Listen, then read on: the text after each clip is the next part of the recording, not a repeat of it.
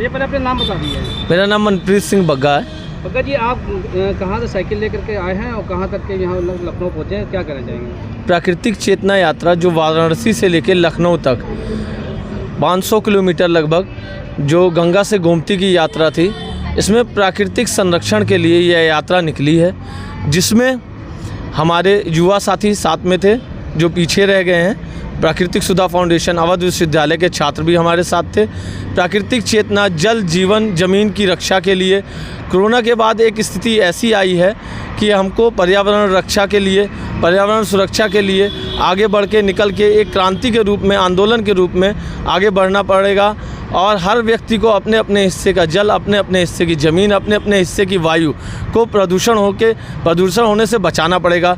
बहुत छोटी छोटी आदतों को बदलना पड़ेगा, जैसे आप अपने घर की बिजली बंद करें, हेलमेट लगा के चलें, शावर का यूज़ कम करें, पेड़ पौधे लगाएं। ये छोटी छोटी आदतें जब हम बदलेंगे तो हमारे जल, जीवन और ज़मीन सुरक्षित रहेगा।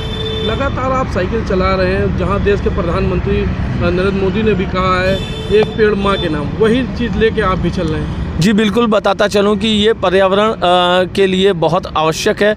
मोदी जी का भी एक स्वच्छता अभियान और पेड़ लगाने का अभियान चला है, क्योंकि पर्यावरण हमारी जीवनदायिनी चीज़ है, जिसके बिना, अर्थ के बिना जीवन संभव है, लेकिन पर्यावरण के बिना जीवन बिल्कुल भी संभव नहीं है। जल, जीवन, ज़मीन हमारी जीवनदायिनी चीज़ें हैं, जिनको बैंक के रूप में हमको बचाना पड़ेगा, संस्कृत के रूप में, सभ्यता के रूप में हमको बचाना पड़ेगा। देश के नौजवानों को क्या संदेश देना? देश के नौजवानों को सिर्फ मेरा यही संदेश है कि अपनी थोड़ी थोड़ी आदतें बदल के आप खुद बदलिए, क्योंकि आप बदलेंगे तो ज़माना बदलेगा।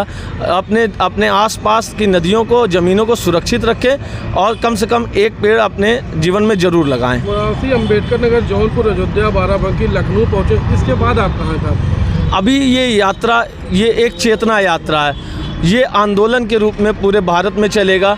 हम पूर्वांचल अवध क्षेत्र को टच करेंगे।